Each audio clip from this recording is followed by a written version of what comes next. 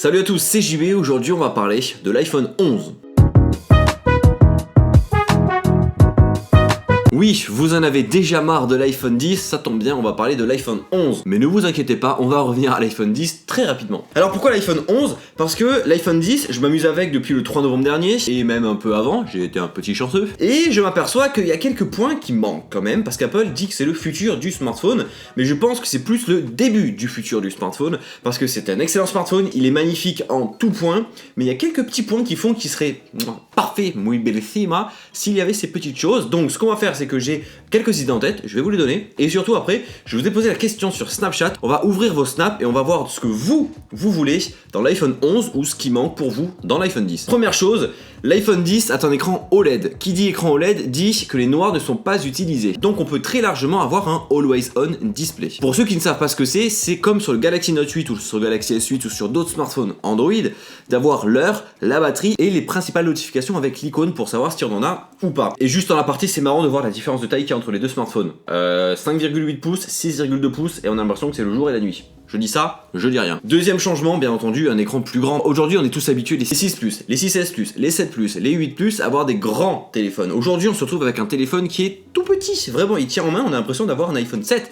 Donc quand on est habitué à un grand form factor dans la main, certes l'écran est plus grand, mais j'ai l'impression qu'il est plus petit, donc c'est un peu contradictoire. Donc moi, ce que j'attends par-dessus tout, et il y en a beaucoup qui attendent ça, et j'en connais pas mal sur YouTube qui voudraient un iPhone 10 plus grand, par exemple un YouTuber en 4 lettres, à vous de me donner votre idée en commentaire. Troisième point, filmer en 4K à 60 images par seconde en caméra avant. Aujourd'hui c'est disponible sur la caméra arrière, mais quid de la caméra avant ? Avec toutes les capacités de la caméra avant, c'est pas possible. Et bien ce serait ultra bien, parce qu'aujourd'hui l'iPhone, la 4K à 60 images par seconde, c'est ultra luxe. Par exemple, si tu veux filmer tes vidéos YouTube avec ton iPhone, tu vas être obligé de les filmer comme ça, donc tu ne verras pas ton retour. T'imagines, t'as un 4K comme ça, tu verras ton retour, ce serait énorme. Quatrième chose que je demande, c'est d'avoir ce fameux pourcentage de batterie sur l'écran. Parce que c'est quelque chose qui me manque, mais je le vois, mais c'est cruel.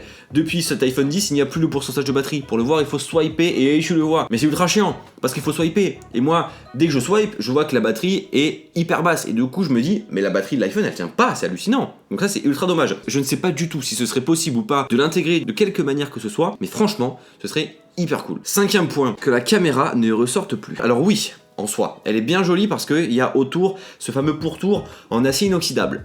Mais quand même, ça ressort. Sur les Galaxy Note 8, ça ne ressort pas. Sur le Pixel, ça ne ressort pas. Et quand tu poses ton téléphone à plat, je suis désolé, mais c'est bancal. Et c'est pas des mieux. Donc vraiment, c'est totalement faisable de soit augmenter l'épaisseur du téléphone, c'est pas un drame en soi, soit de la couper et directement de la faire rentrer dans ce boîtier. Vraiment, ça serait enfin cool. Sixième point, que le téléphone soit certifié IP68. Aujourd'hui, il est IP67, c'est-à-dire qu'il n'est pas étanche. Il résiste à l'eau, à l'immersion pendant 30 minutes à 1 mètre de profondeur, mais c'est pas du tout fait pour ça. C'est au cas où tu le fasses tomber dans l'eau, il résistera. Si un jour il passe en IP68, ce sera enfin du cool, comme le Galaxy Note 8. Je dis ça.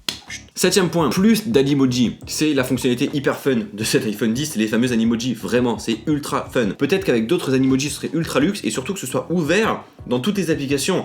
Messenger sur Facebook, Twitter, pourquoi pas en FaceTime, imaginez que ce soit comme un filtre Snapchat, ce serait ultra luxe, non ? Et enfin, ProMotion, comme sur l'iPad Pro. Vous savez, moi j'utilise l'iPad Pro tous les jours depuis juin dernier, le dernier en 10,5 pouces ultra haut de gamme. Il y a ce fameux écran ProMotion qui est avec un taux de rafraîchissement à 120 Hz. À peine tu défiles et tu n'as pas le temps de voir l'écran défiler, c'est ultra bien. Sur l'iPhone, c'est un écran OLED et ce n'est pas encore comme ça. Donc l'année prochaine, je suis sûr et certain que ça le sera. Et quand ça le sera, avec un écran OLED de 6,3 pouces, je peux vous dire que là, ce sera du grand Mendes. Vraiment. Voilà les amis, ce que moi j'aimerais bien sur l'iPhone 11. Maintenant, on va voir ce que vous voulez et qu'est-ce qui pour vous manque sur l'iPhone 10. Un Always On Display. Bah tiens, si c'est pas beau ça, on a eu la même idée ensemble. Touch ID. Bon, Touch ID, ça a disparu, c'est pas un manque en soi parce que Face ID marche hyper bien, mais peut-être qu'un jour ça viendra sur l'écran, mais franchement, je suis pas sûr du tout. Touch ID, changer le derrière. Bah il est très sympa le derrière, non ? Un iPhone X+, on a la même idée, c'est pas beau ça ? L'empreinte digitale, ouais. Un petit truc stylé que quand on regarde le téléphone dans le noir, pas le temps de le regarder, qu'il repère déjà ton visage et affiche l'heure comme un réveil. Franchement, ce serait hyper cool, un sort de Always On Display mais qui détecte tes yeux. Ça franchement, c'est une super bonne fonctionnalité. Tu pèses Clem 23, Clem 23. Un micro-ondes. Ouais, pourquoi pas. Capteur d'empreinte digitale sur le bouton comme chez Sony. Vous êtes beaucoup à demander le retour de Touch ID, mais je pense que ceux qui demandent le retour de Touch ID, ce sont ceux qui n'ont pas l'iPhone 10 et qui n'ont pas testé Face ID toute la journée. C'est ultra pratique, c'est ultra rapide, c'est ultra bien. Et je vois très mal Apple revenir en arrière avec Touch ID de nouveau en disant regardez, on a sorti Face ID l'année dernière, mais on va quand même vous remettre Touch ID qui est une technologie de 2013. Je suis pas sûr. Distributeur de billets pour l'acheter du coup, ouais, ça pourrait être sympa en soi. Le port jack, pareil, je suis pas sûr que ça revienne un jour quand même. Donc voilà, j'ai fait un petit échantillon de 20 à 30 snaps à ouvrir. Beaucoup demandent le retour de Touch ID, mais je pense encore une fois que ceux qui disent ça, c'est ceux qui n'ont pas testé Face ID. Mais il y a 2-3 fonctionnalités sympas comme une version plus grande, bien entendu, et ce fameux Always On Display. Donc voilà, cet iPhone 11, on va l'attendre pour quand? Je pense pour septembre 2018.